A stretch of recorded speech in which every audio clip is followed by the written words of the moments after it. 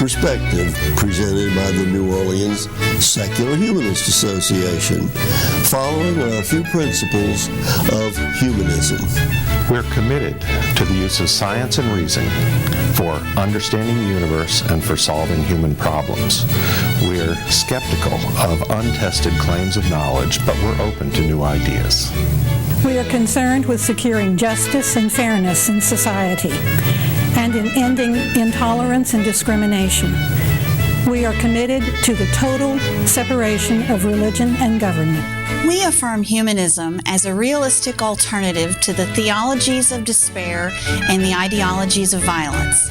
We reject the concept of an afterlife and believe in living a full and rewarding life here and now. We value and respect each individual's right to judge and lead their lives according to their own position, as long as it's respectful of other people, living in a free society. We hope you enjoy today's program and others in the weeks to follow. Hello, and thanks again for being with us today. I'm Harry Greenbeger, the host for this show. And as you know, part of our principles is that we feel that our folks and everyone should live lives to the fullest that they're capable, so long as in doing so they don't prevent others from doing the same thing. And in order to live the full, rewarding lives, you have to live in a society that allows it or encourages it, or may at best not discourage it. And with that in mind, our guest today is the director of Louisiana Progress, and I would like to introduce you to Melissa Flournoy, who is their director. And I'm reading from your website. It says the Coalition for Louisiana Progress was incorporated in 2005 to inform, engage, and mobilize progressive leaders, activists, advocates, and policymakers to lead Louisiana into the 21st century. And then you include on your site, we must work together to overcome the legacy of poverty, ignorance, bigotry, and corruption. You have taken on a major task. Tell us all about it. Well, Harry, some people say that I'm naive and overly optimistic to even try. But I am committed to Louisiana. I'm from here and I don't want to be forced to leave. But I'm very concerned that we really aren't making much progress. I've been involved in Louisiana government and politics and community work for 25 years, and I'm frustrated by the fact that we're still having the same conversations about being 50th and everything. And so, I think we are going to need to focus on the real issues. And I think that we really do have a lot to overcome. And it's very frustrating to see the rightward march in Louisiana and our political culture. I don't think we're concerned about all of our citizens. And I don't think we've done enough about addressing poverty in Louisiana and reducing poverty in Louisiana. And until we focus on some of these historical challenges, I don't think we'll be successful in improving education, improving workforce, and improving our economic development. So I do think we've got to tackle the big issues. Well, the objectives are clear. Now, what are your methods? Well, I think we really are trying to educate citizens and voters. We're trying to work more closely with policymakers. I firmly believe that if people had the issues framed clearly with accurate data, if we focused on best practices and solutions, and if we really focused on being practical and solving problems, we might make more progress, frankly. And so how do we do that? We publish the Louisiana Progress Journal, so I'll do a shameless plug for our magazine. Oh, well, I'm glad to know about that. How do people get it? It's actually, you can get it printed off of our website at louisianaprogress.org. If you would like a hard copy, you can send us an email, and if you join Louisiana Progress, we'll actually send you a hard copy. But I think the easiest way to access it is off of the website. And we send it out to elected officials, legislators, university presidents, the media. I think one of our biggest challenges in Louisiana is how do we frame some of the problems we face and then move past sort of the soundbite answer. And that makes it very difficult because we live in a soundbite culture. So we really want to make everything simple, and it's just not simple, Harry. Now, you mentioned that if someone could join your organization. It's a membership group? Is that what it is? The Coalition for Louisiana Progress is a 501c3 nonprofit. So we're funded by donors, by members, by some foundation grants. And so if you join the organization, we'll send you a copy of the magazine. And you join it, I presume there are some annual dues? You can join for $25, $50, or $100. All right. And then we're also trying to get other investors at higher numbers, because part of the challenge is if we need to invest in the change we want to see in Louisiana. And so our challenge right now is building a grassroots movement, getting people in each region of the state who would like to be part of Louisiana Progress. And so we're doing meetings in different regions, we're doing some policy forums, we're doing some groups of trying to engage progressive women to become involved in Louisiana Progress. And so we've got a number of different activities to broaden the appeal of the organization. And when you have these meetings in various cities, how does the word get out? How do you publicize those, and what sort of response and what kind of people would participate? Well, we have a email list. We send out a policy issue alert email to about 10,000 folks every week. And so we've built that list over the last year, really through word of mouth, through connections with other like-minded nonprofit organizations and individuals, people who go to the website and sign up. We publicize our events in each region, usually through that email list, but also through press releases, and are trying to get more media attention for the work of Louisiana Progress. And so that is not easy to do, is it? No, it really isn't. It really isn't. So that's why participating in shows like this is very important to us. I did a show similar to this in Lafayette a few weeks ago, just trying to get the word out. I found that our best promotional effort is people telling their friends and sending out our information to the folks in their email list. And we use Facebook quite well. And I'll be 50 in September, and so I'm not as attuned to all the modern Twitter, Facebook stuff. Join the rest of us. Well, I know, Harry, but evidently it works. And so we really are trying to use the social media and create sort of a buzz in the community about, the fact that there's an alternative voice to sort of the prevailing winds in Louisiana. Now, when you get to these people with your message, yes, sir. What is it that you are specifically asking them to do? I think that it's basically our tagline is to be informed, to be engaged, and to mobilize. And so our belief is that there are a lot of good people in Louisiana who are on the sidelines, that have gotten frustrated over the years, that have disengaged from politics or public service, who have gotten frustrated with what's happening or not happening at the local and state level. And so we really want to create an opportunity for folks to say, oh, okay, it's not too late for Louisiana.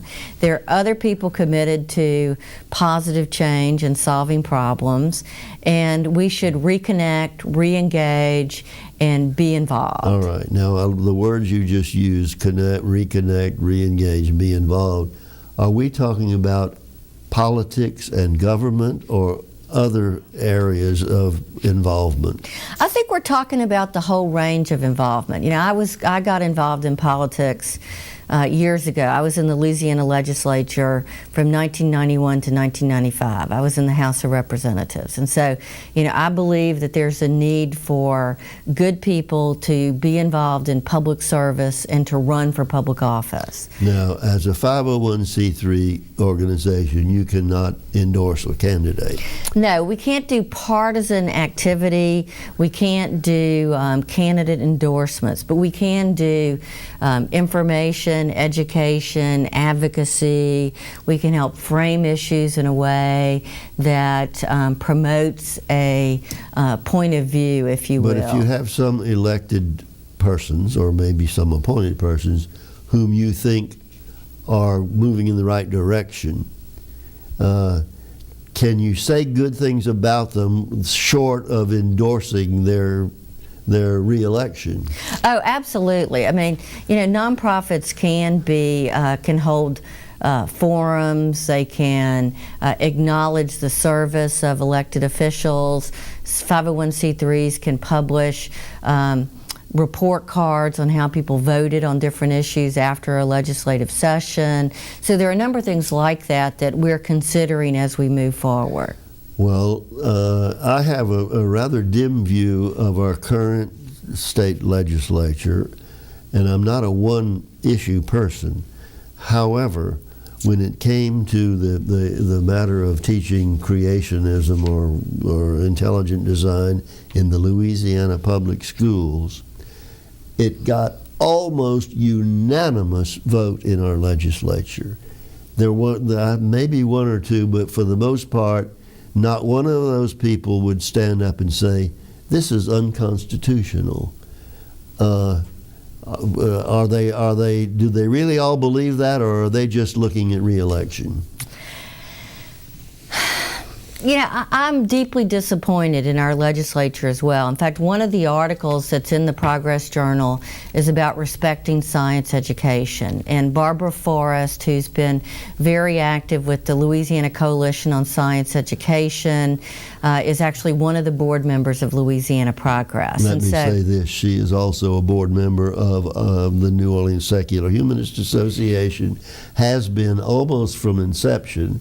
And when she became public and defying the intelligent design people, they tried to use her membership on our board to discredit her, but she never walked away from us. Now, I think Barbara is a remarkably talented, bright woman and very committed to public education and committed to science. And, absolutely. One of the things that I think drew me to Louisiana Progress really is this notion that we need to focus on the future for Louisiana. We need to focus on saving public education. We need to focus on sort of the science and reason approach. I'm very concerned that faith and religion have encroached into the public square too much. Into government. And I'm concerned that the Louisiana Family Forum is frankly too strong a political force in Louisiana. And so one of our goals is basically to say that there are bright, serious, competent, smart, savvy people in Louisiana that have an alternative point of view, that the Louisiana Family Forum does not speak for everyone in Louisiana, that there are people of goodwill across the political, religious, and faith spectrum that want to solve our problems in a very straightforward, serious way.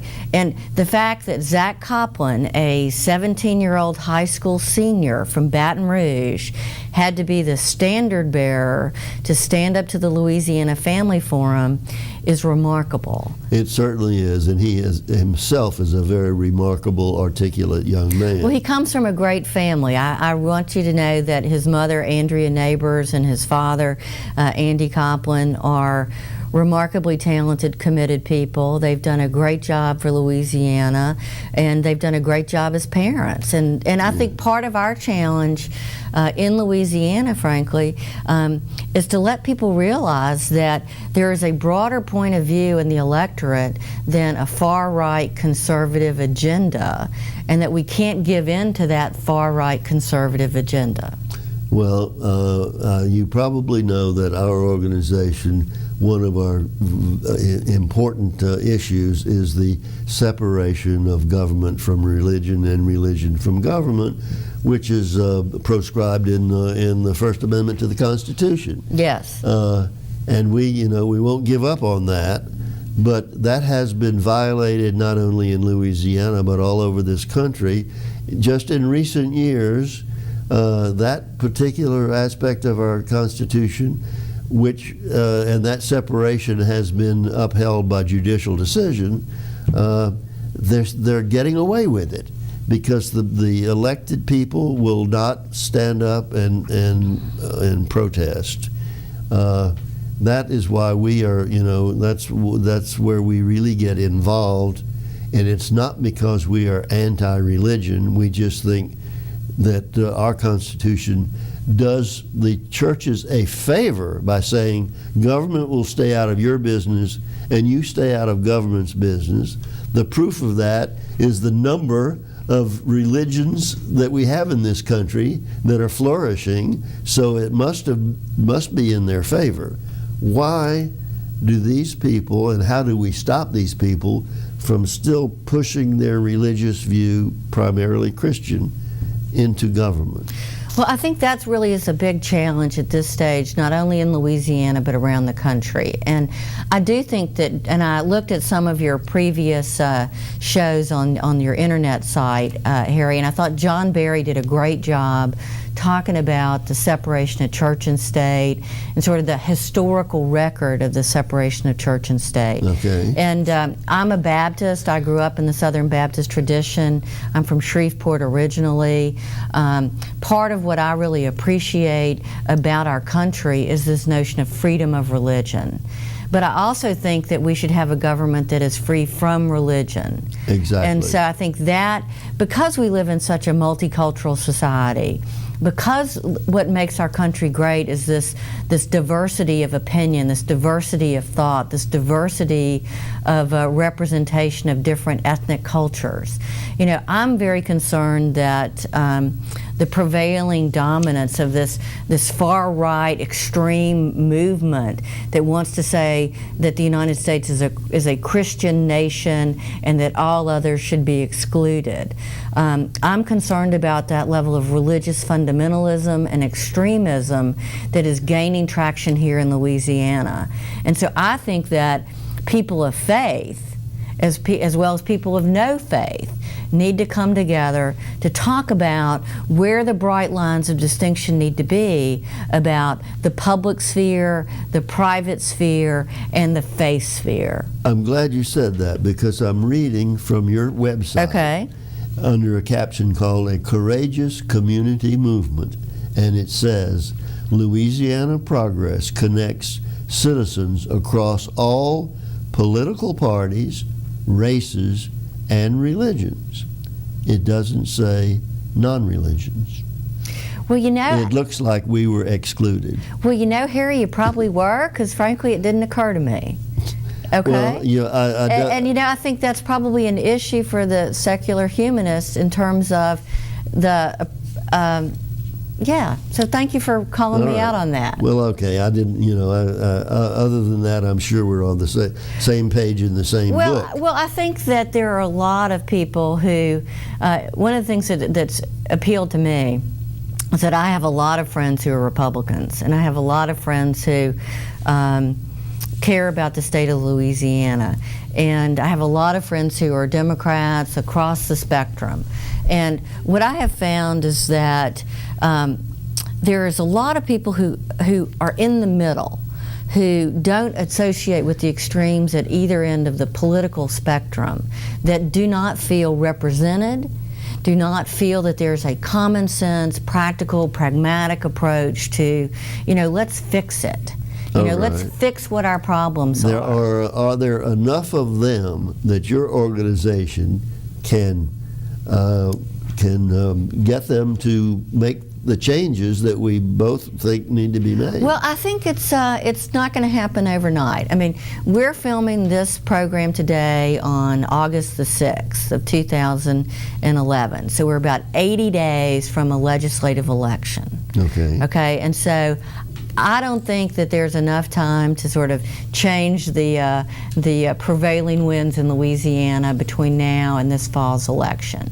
But I do think that we need to create a space and a momentum for people of goodwill, for people who are focused on positive change, who want to solve problems, to work together over the next 4 years to think about how we can move Louisiana back from a far-right extreme to focus on solving real problems, to improve education, to improve access to health care, to reduce poverty, to focus on job development that's not just focused on giving away the store, frankly. Let's not give all of our incentives to just bring international companies to Louisiana. Let's grow the companies that are here.